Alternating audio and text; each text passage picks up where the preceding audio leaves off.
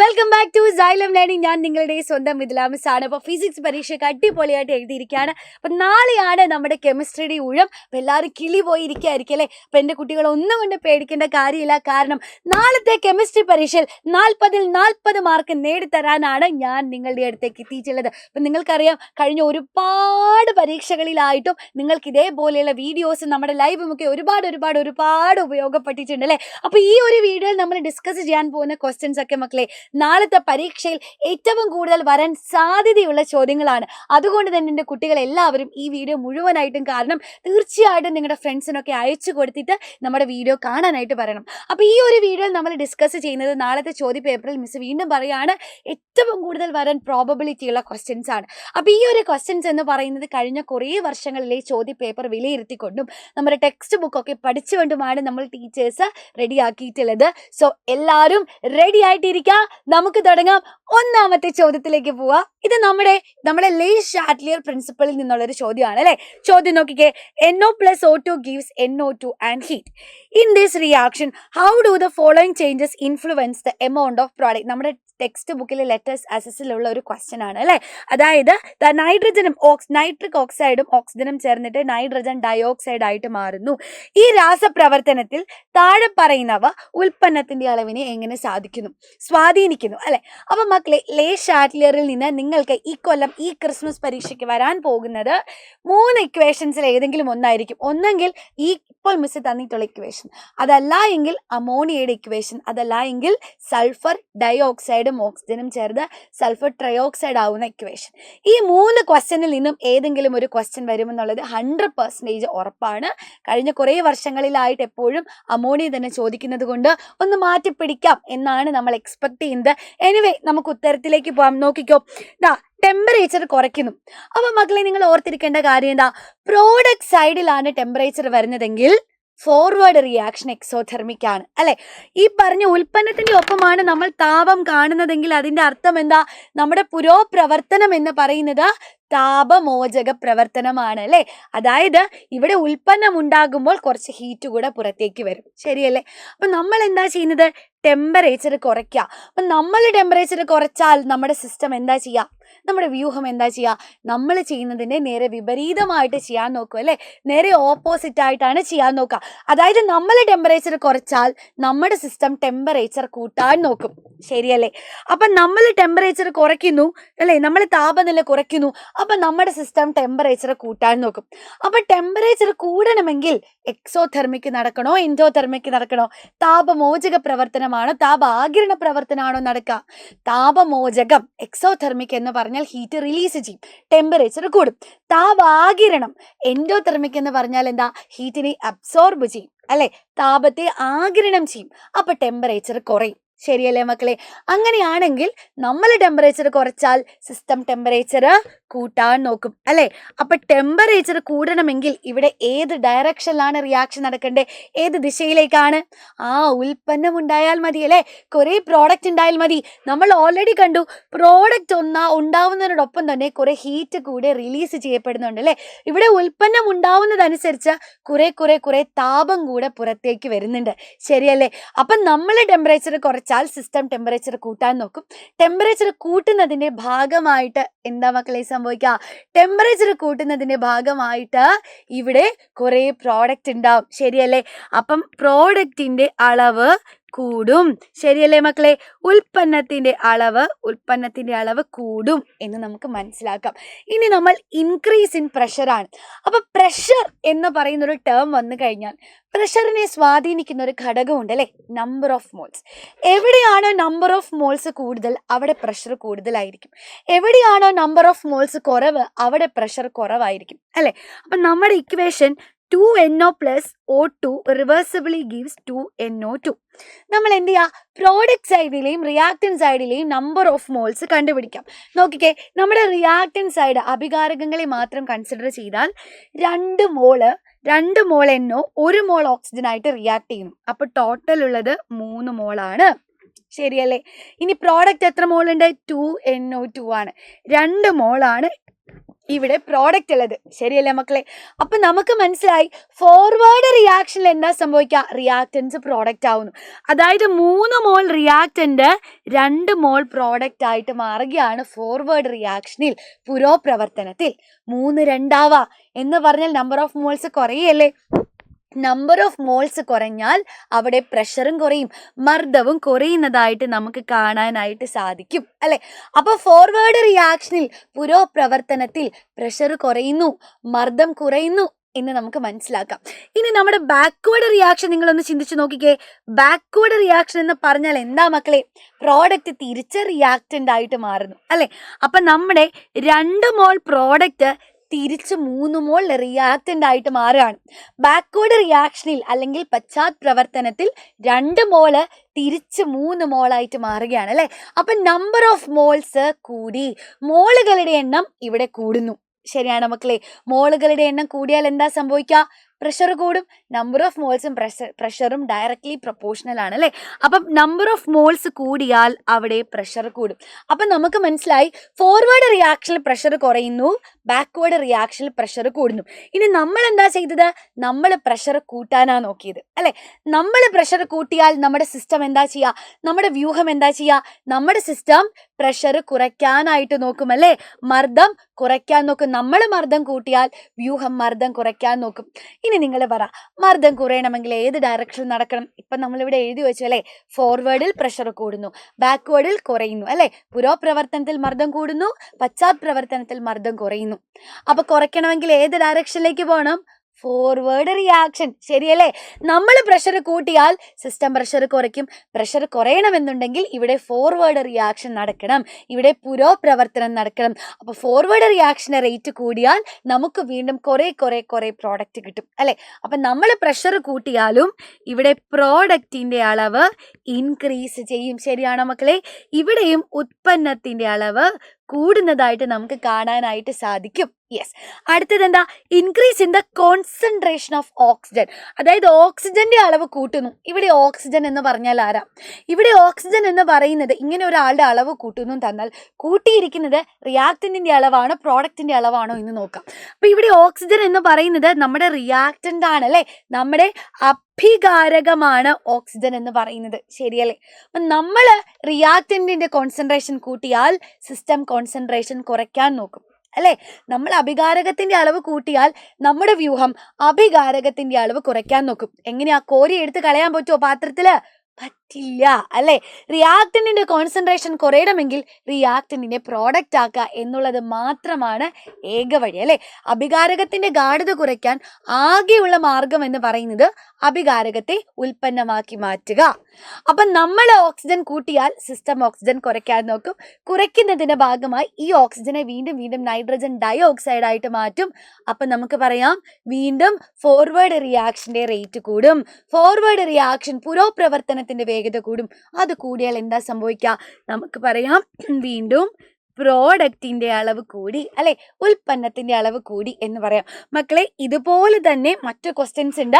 അപ്പം ഈ ഇതിൽ റിലേറ്റഡ് ആയിട്ട് ഞാൻ പറഞ്ഞു 3 റിയാക്ഷൻസ് ആണ് നിങ്ങൾക്ക് ഇമ്പോർട്ടൻ്റ് ആയിട്ട് ചോദിക്കുക. ഈ ബാക്കിയുള്ള 2 റിയാക്ഷൻസ് നമ്മൾ ഇനി ഡിസ്കസ് ചെയ്യാൻ പോകുന്നത് ഇന്ന് വൈകിട്ട് കൃത്യം 7 മണിക്ക് നടക്കുന്ന നമ്മുടെ മെഗാ മാരത്തോണിലായിരിക്കും.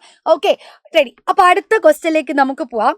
51 ഗ്രാം അമോണിയെ ഒരു ടെസ്റ്റ് ട്യൂബിൽ നമുക്ക് തന്നിട്ടുണ്ട്. ഓക്കെ, 51 ഗ്രാം അമോണിയ ഒരു ടെസ്റ്റ് ട്യൂബിൽ എടുത്തിരിക്കുന്നു. How will you prepare ammonia in the laboratory? മക്കളെ, അമോണിയെ പരീക്ഷണശാലയിൽ എങ്ങനെയാണ് നമ്മൾ നിർമ്മിക്കുക? അമോണിയനെ പരീക്ഷണശാലയിൽ നിർമ്മിക്കാൻ നമുക്ക് ആരൊക്കെ വേണം? 2 ആൾക്കാർ മതി അല്ലേ? ആരൊക്കെയാ?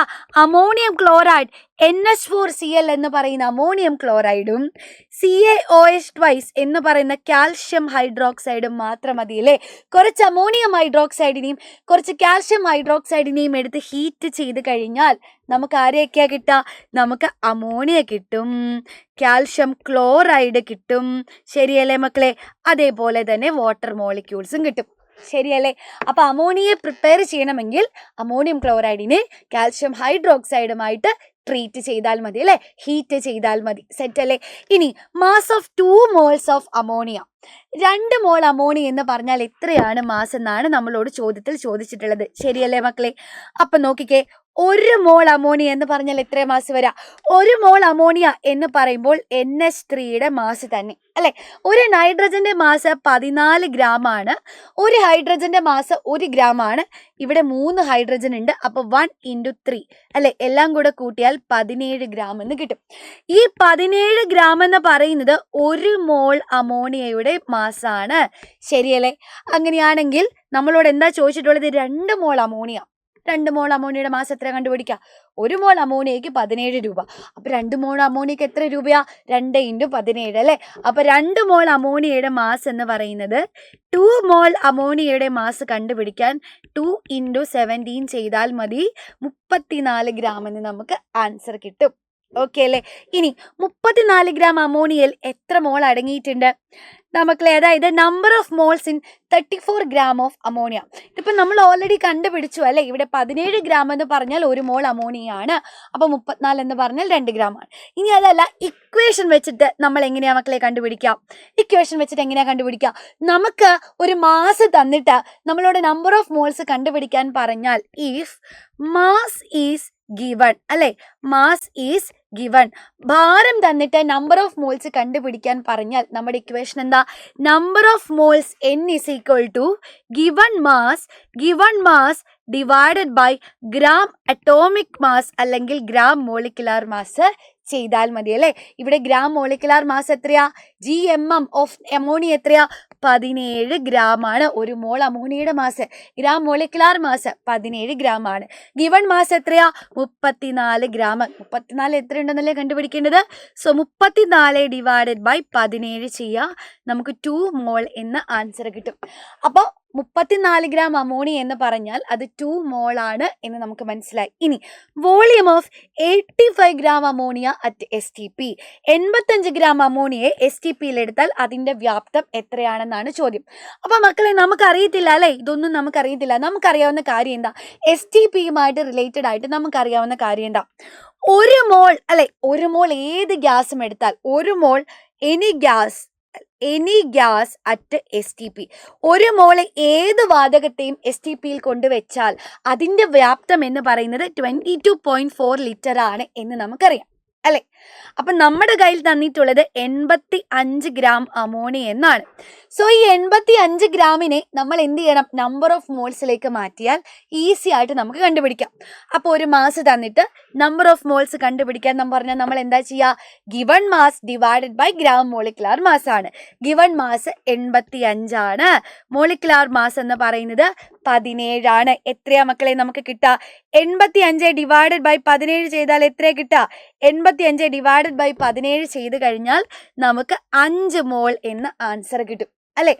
ഒരു മോൾ അമോണിയ എടുത്തു കഴിഞ്ഞാൽ അതിന്റെ വോളിയം എന്ന് പറയുന്നത് 22.4 ലിറ്റർ ആണ്. അപ്പൊ നമ്മുടെ കയ്യിൽ ഇപ്പോൾ 5 മോൾ അമോണിയ ഉണ്ട്.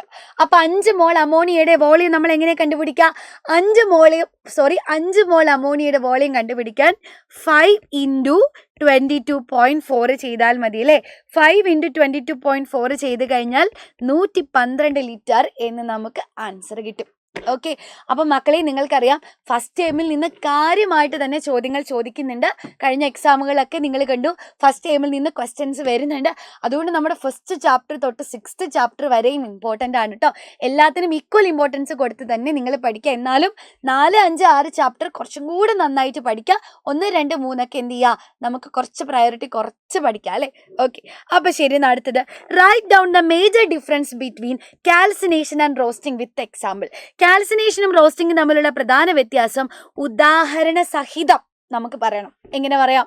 കാൽസിനേഷൻ എന്ന് പറഞ്ഞാൽ എന്തായിരുന്നു? നമുക്കറിയാം ഈ കാൽസിനേഷൻ ആയിക്കോട്ടെ റോസ്റ്റിംഗ് ആയിക്കോട്ടെ നമ്മുടെ കയ്യിൽ കിട്ടിയിട്ടുള്ള കോൺസെൻട്രേറ്റഡ് ഓറിനെ ഓക്സൈഡ് ആക്കി മാറ്റാനുള്ള മെത്തേഡാണ് അല്ലേ. സാന്ദ്രീകരിച്ച അയിരിനെ അതിൻ്റെ ഓക്സൈഡ് ആക്കി മാറ്റാൻ നമ്മൾ ഉപയോഗിക്കുന്ന വഴിയാണ് ഈ പറഞ്ഞിട്ടുള്ള കാൽസിനേഷനും റോസ്റ്റിംഗും. അപ്പോൾ കാൽസിനേഷൻ എന്ന് പറഞ്ഞു കഴിഞ്ഞാൽ ക്യാൻസലേഷൻ നമ്മൾ എങ്ങനെയാണ് ക്യാരി ഔട്ട് ചെയ്യുന്നത്? ആബ്സെൻസ് ഓഫ് എയറിലാണ് അല്ലേ.